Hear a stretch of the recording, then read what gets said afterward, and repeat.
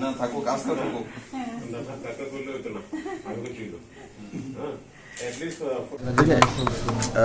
আদরণীয় NC Debbarma আমার ক্যাবিনেটের senior মন্ত্রী,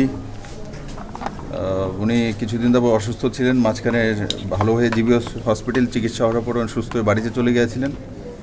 আজকে ফাইলপত্র যেটা করছিলেন করার সময় হঠাৎ করে একটু যেটাকে বলে একটা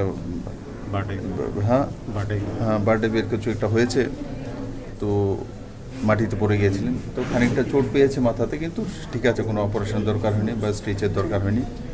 সিটি স্ক্যানও করা হয়েছে, সেটা নর্মাল আছেন। আমি কথাবার্তা বললাম, আগের চাইতে অনেক বেশি বেটার আছেন, কিন্তু তবুও ডাক্তাররা বলছেন 48 আওয়ার অবজারভেশনে থাকার জন্য। আর আমি আশা করি খুব তাড়াতাড়ি গিয়ে উনি আমার মন্ত্রণালয়ে বসে কাজ শুরু করে দেবেন। ফাইল তো করেছে, আজকে বললো 12টা ফাইল করে নিয়েছে, তো খুব তাড়াতাড়ি রিকভারি হোক সেটা আমি চাই। আর সঙ্গে আমাদের প্রাক্তন চিফ মিনিস্টার ছিলেন সুধীর রঞ্জন মজুমদার, ওনার পত্নী আছেন অ্যাডমিট। ত্রিপুরা সরকারের সহায়তায় ওনার চিকিৎসা হচ্ছে, ওনার তাড়াতাড়ি রিকভারি হোক সেটাই আমি কামনা করি।